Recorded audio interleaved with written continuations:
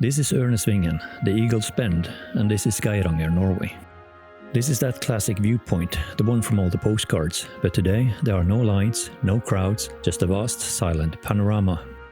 The fjord below isn't the emerald green of summer brochures, it's a deep, icy blue, reflecting the stark white of the mountains. The famous Seven Sister Waterfall, normally a set of roaring cascades, is now just a whisper. Delicate, white threads of ice clinging to the rock face. When most people think of Geiranger, they picture summer, massive cruise ships, green fjords, thundering waterfalls. But what if the real magic happens now, when the crowds have vanished and the landscape is hushed in a deep, beautiful silence? Today we're flipping that script to prove this place is so much more than a summer hotspot. First, I'm hiking to a spectacular frozen waterfall, and then, as night falls, I'm stepping into a real-life winter wonderland at the annual Festival of Light. This is the Geiranger most people never get to see. The perfect winter day in one of the most beautiful places on Earth.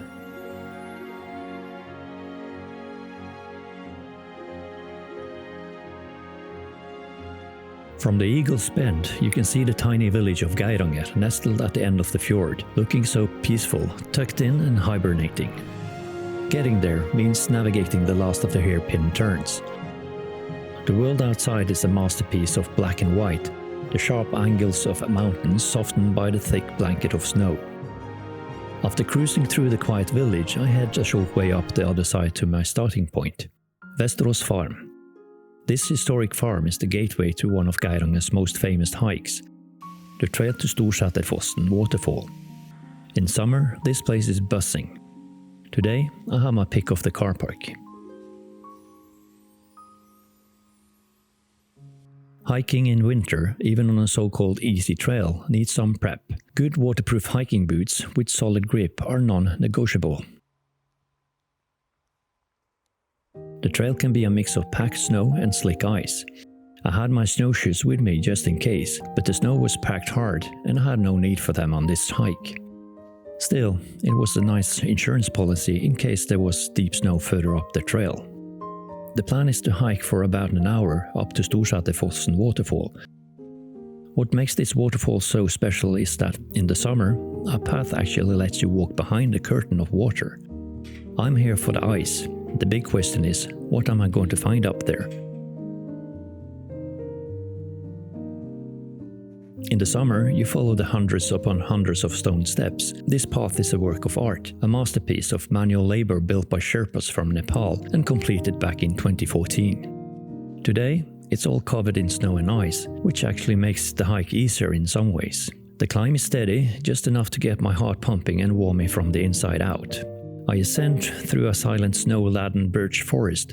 Every now and then, the trees part, gifting me with a stunning view of the valley. The world feels so big from up here, and I feel so small. The higher I get, the more the trees thin out and the views open up. And then, I see it. The waterfall. It is something like taken out of the movie Frozen. The rumbling waterfall you would see in the summer is now a frozen winter wonderland. Storsæterfossen. It literally stops you in your tracks. It's not a waterfall today, it's a sculpture, a massive, multi-tiered curtain of frozen water. Completely suspended in time, huge columns of milky white and translucent blue ice stretch from the cliff edge almost to the ground. The scale is just hard to wrap your head around. It's a frozen giant, sleeping through the winter. The path that would normally take you behind the falls is not an option this time due to the ice. It would be too dangerous to continue, so I decided to turn around. And you know what? It doesn't matter. At all. Seeing this is the reward. This is the unique winter experience I came for. To stand here, in the freezing air, and witness the raw power of nature held in suspended animation is just profoundly moving. This moment alone was worth the entire trip. The journey down is always different. You notice things you missed on the way up. Your perspective shifted to the incredible sight you've just seen. With the hike complete, it's time to head back to the village for something that only happens for 10 days each year. As daylight fades, Geiranger is getting ready to transform itself. The day's natural beauty is about to give way for the night's artistic magic. If you're planning a trip to Geiranger in the winter, I would recommend combining it with the Geiranger Light Art Festival, an incredible event held for just 10 days every February. During the festival, the entire village and its natural surrounding becomes a canvas for Norwegian and international light artists. Projections and installations turn the familiar landscape into something new and dreamlike, and the best part, it's completely free. At 6 p.m. sharp, it happens. The installations begin to glow, and the dark, silent village is reborn in color and light. There's a quiet buzz of excitement as a small group of locals and a few in-the-know visitors stroll along the waterfront, their faces lit by shifting colors. There's a real sense of community and shared wonder. Walking through the festival is like stepping into another dimension. The mountain facade is alive with a dynamic video projecting telling a silent story of the fjord.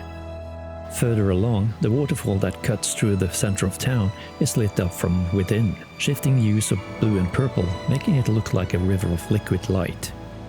What's so powerful about the festival is the contrast. You have the incredible ancient geology of the fjord playing host for modern, delicate works of light art. It's a conversation between nature and technology, the permanent and the temporary. You aren't just looking at art, you're walking through it, totally immersed in a world of color and light, all set against one of the most dramatic backdrops on the planet.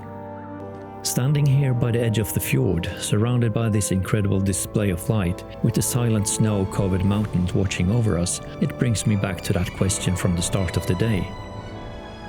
What if the most magical time to visit Geiranger isn't summer?